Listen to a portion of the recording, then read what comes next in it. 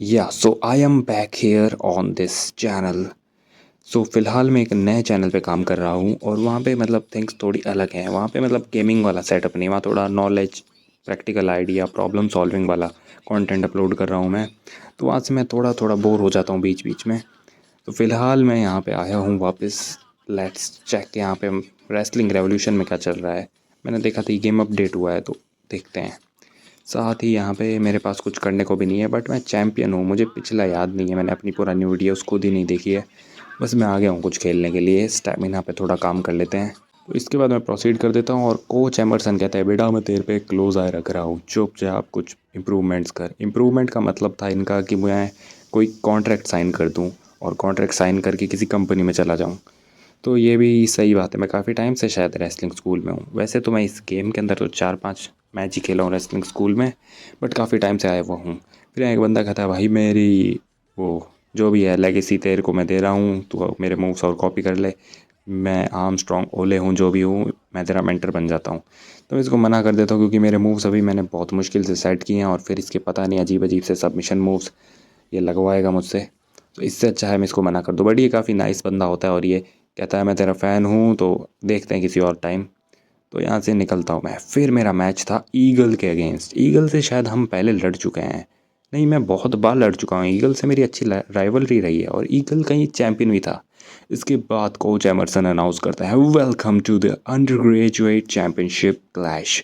तो वो ईगल से पूछते हैं, उल्लू के पट्टे बता तुझे ड्यूक को चैलेंज करने का क्या आया मन में, ड्यूक जैसे बड़े आदमी को। देखिए, मुझे ड्यूक जैसे उल्लू के पट्टे को मारने में काफ़ी मज़ा आएगा, मैं इसे कई बार मार चुका हूँ। तो ड्यूक, ईगल की बदमाशी को सुनते हुए तुम्हें क्या लगता है? देखो, इसे मैं कई बार हरा चुका हूँ तो आज भी कुछ नया दिन नहीं है। ये वही क्वेश्चन वही आंसर्स हैं। तो देखिए दोस्तों, ये मैच होने ही वाला है, बहुत ही खतरनाक राइवलरी का मैच एक बार फिर रेसलिंग स्कूल में।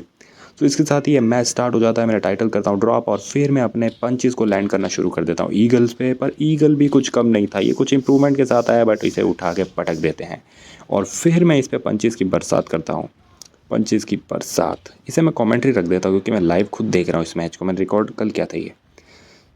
यहाँ पे एक खतरनाक किक पर रिवर्सल दिया है ईगल ने एंड देन कुछ पंचेस के साथ ड्यूक थोड़ा डोमिनेट कर रहे हैं और एक सबमिशन होल्ड नहीं, आगे खिसका कर और दी है एक बूट एंड होल्ड करके। ओ नो, खतरनाक मूव दिया है। ईगल शायद इसके बाद उठ ना पाए और ईगल को उठा लिया है ड्यूक ने और एक खतरनाक बेक राइट हैंड और ईगल पे पंचेस की बरसात। बट ईगल छूट गए हैं। क्या ईगल डोमिनेट करेंगे? अब नहीं, ईगल के फिर लग चुकी है। काफ़ी भयंकर मूव्स दे रहे हैं ड्यूक। तो इसके बाद हाई फ्लाइंग एक्शन के लिए ड्यूक रेडी, दिखा दिए हैं फिंगर्स और क्या कुछ आएगा? नहीं, ड्यूक बाहर जा रहे हैं। ड्यूक क्या करना चाह रहे हैं? ड्यूक ने कैमरा उठा लिया। क्या सिग्नेचर तरीके से ड्यूक अपनी steel chairs, I mean steps अंदर लेकर आकर फिर ईगल को मारेंगे? हाँ, ये कुछ ऐसा ही कर रहे हैं। ओके, ईगल पहले से ही हट चुका है पीछे क्योंकि उसे पता है क्या होने वाला है।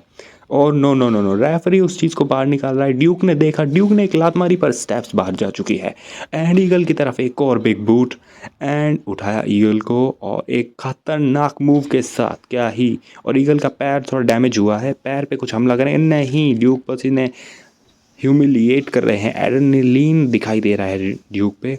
तो क्या ये अपना फिनिशर लगा दिया है? इस फिनिशर का नाम भी नहीं पता मुझे। एंड देन ड्यूक एक और, क्या ही बात है, नेक ब्रेकर लगा दिया है एंड 1 2 3 एंड ड्यूक की यहाँ पे हो चुकी है जीत। अपना टाइटल डिफेंस बहुत ही खूबसूरती से ड्यूक ने किया है, पूरे मैच को डोमिनेट किया है। मुझे लगता है मैंने शायद इजी मोड पे शिफ्ट कर दिया इस गेम को, क्योंकि मैं इजी नहीं, मीडियम पे, क्योंकि मैं इजी पे तो खेल ही नहीं सकती है, हाथों हाथ मर जाते हैं बंदे सामने वाले। तो मैंने बुकिंग रेवोल्यूशन की जब मैं वीडियोस बनाना चाह रहा था तो मैंने इसको सही कर दिया हो, क्योंकि वो लोग मारने ही नहीं देते थे। एक्सट्रीम पे कर रखा था शायद मैंने इससे पहले। तो यहाँ पे मुझे रे मिस्टीरियो जैसा एक बंदा जो भी है ये मुझे कहता है कि लगता है मैडी की जैसे इडियट ने इस बार फिर कुछ अपडेट में दिक्कत करी होगी, देखते हैं क्या आता है। तो इसके बाद कुछ न्यूज़ आती है जो कि मैं दबाना ही भूल जाता हूँ। फिर कुछ नए टैग टीम चैंपियंस मिलते हैं हमें, कहाँ पे, ऑल अमेरिकन रेसलिंग में, और ऑल अमेरिकन रेसलिंग की रेटिंग्स भी बढ़ गई। फिर मैपल लीफ ग्रैपल की कुछ न्यूज़ होती है। फ्री एजेंट बन जाता है कोई, कोई वापस आ जाता है रिकवरी से, कोई दोस्त बन जाता है और आगे और कोई बिक चुका है हॉलीवुड में, मुझे भी बिकना है भाई कहीं पे जाके। और ड्यूक को मिला है मिशन इम्पॉसिबल किसी बड़े प्रमोशन में जाने का। ओके, तो मुझे एक मीटिंग मिल चुकी है। हेलो मिस्टर ड्यूक, तो क्या आप हमारे साथ एक मूवी में काम करना चाहेंगे? आपको बड़ा स्टार बना देंगे, हम सड़क से उठा के स्टार बना देंगे।